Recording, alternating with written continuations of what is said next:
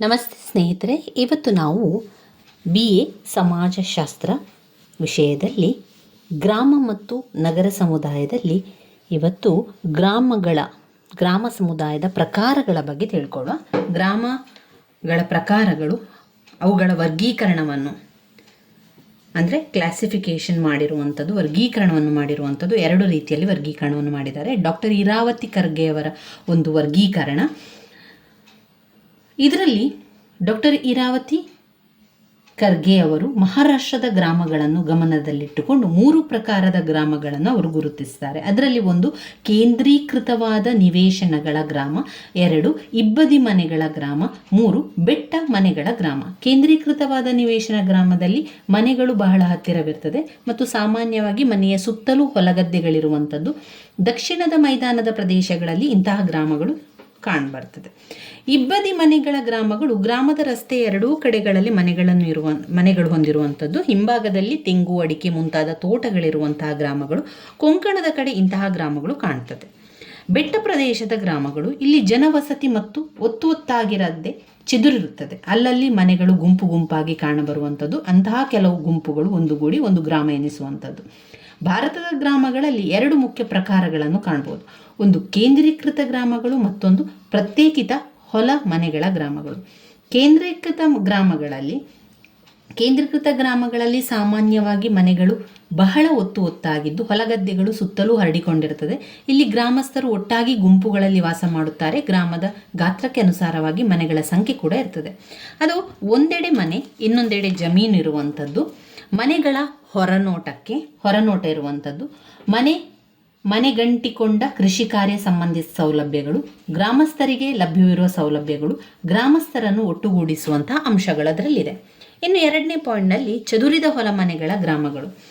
ಅಂದರೆ ಇಲ್ಲಿ ಹೊಲ, ತೋಟ, ಗದ್ದೆಗಳ ನಡುವೆ ಮನೆ ಇರುವಂಥದ್ದು. ಚದುರಿದ ಗ್ರಾಮಗಳಲ್ಲಿ ಒಂದು ರೈತ ಕುಟುಂಬವು ಇತರ ರೈತ ಕುಟುಂಬಗಳಿಂದ ಪ್ರತ್ಯೇಕವಾಗಿ ವಾಸ ಮಾಡುತ್ತದೆ.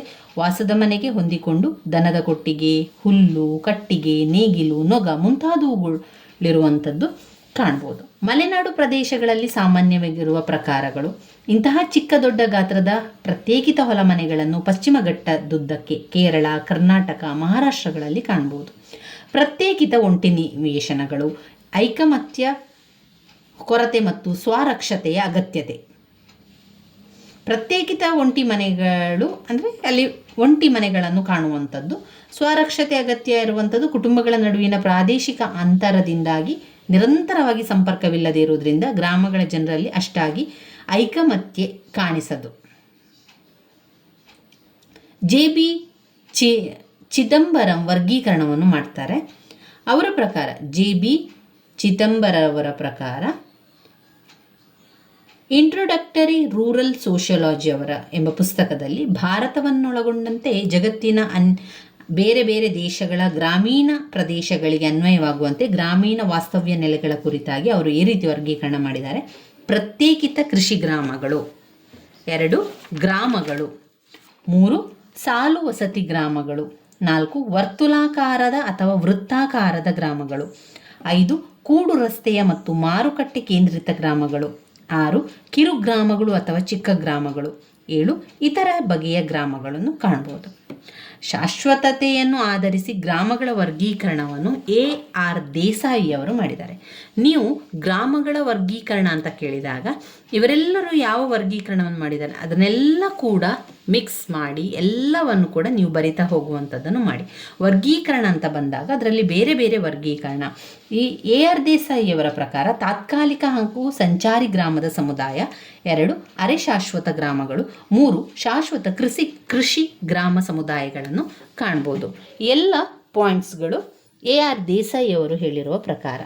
ಅವರು ಶಾಶ್ವತತೆಯನ್ನು ಆಧರಿಸಿ ಗ್ರಾಮಗಳ ವರ್ಗೀಕರಣ ಮಾಡಿರುವಂಥದ್ದು. ತಾತ್ಕಾಲಿಕ ಹಾಗೂ ಸಂಚಾರಿ ಗ್ರಾಮ ಸಮುದಾಯಗಳಲ್ಲಿ ಕೆಲವು ಆದಿವಾಸಿಗಳು ಮತ್ತು ಅಲೆಮಾರಿ ಜನಾಂಗಗಳು ಗ್ರಾಮೀಣ ಪ್ರದೇಶಗಳಲ್ಲಿ ತಾತ್ಕಾಲಿಕವಾಗಿ ನೆಲೆ ನಿಲ್ಲುವುದುಂಟು. ಇಂತಹ ಸಮೂಹಗಳು ತಾತ್ಕಾಲಿಕ ಅವಧಿಗೆ ನೆಲೆ ನಿಲ್ಲುವುದರಿಂದ ಅವರು ತಂಗುವ ಭೌತಿಕ ಪ್ರದೇಶಕ್ಕೆ ಗ್ರಾಮದ ಸ್ವರೂಪ ಬರುವಂಥದ್ದು.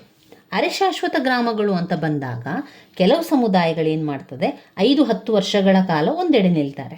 ತಾತ್ಕಾಲಿಕ ಮನೆಗಳನ್ನು ಕಟ್ಟಿಕೊಂಡು ಕೃಷಿ ಕಾರ್ಯಗಳನ್ನು ಕೂಡ ಮಾಡಿ ನಂತರ ಅಲ್ಲಿಂದ ಬೇರೊಂದು ಪ್ರದೇಶಕ್ಕೆ ಹೋಗುವಂಥದ್ದು, ಅಲ್ಲಿ ಬೇಸಾಯ ಮಾಡುವಂಥದ್ದು, ಅಲ್ಲಿ ತಾತ್ಕಾಲಿಕವಾಗಿ ನೆಲೆ ನಿಲ್ಲುವಂಥದ್ದು. ಇದು ಅರೆ ಶಾಶ್ವತ ಗ್ರಾಮಗಳಿಗೆ ಬರ್ತದೆ. ಇನ್ನು ಶಾಶ್ವತ ಕೃಷಿ ಗ್ರಾಮ ಸಮುದಾಯಗಳು ಅಂತ ಹೇಳಿದಾಗೆ ಜಗತ್ತಿನಾದ್ಯಂತ ಎಲ್ಲ ಗ್ರಾಮಗಳಲ್ಲೂ ಜನರು ಅನುಸರಿಸುವ ಮುಖ್ಯ ಉದ್ಯೋಗವು ಕೃಷಿ ಆಗಿರುತ್ತದೆ. ಭಾರತದಲ್ಲಂತೂ ಕೃಷಿಯೇ ಜನರ ಜೀವನಾಧಾರ. ಅದರಿಂದ ನಮ್ಮಲ್ಲಿ ಗ್ರಾಮೀಣವೆಂದರೆ ಕೃಷಿಗೆ ಅಥವಾ ಕೃಷಿಕನೆಂದರೆ ಗ್ರಾಮೀಣ ಎಂಬ ಸಮೀಕರಣವನ್ನು ಹೇಳ್ಬೋದಾಗಿದೆ.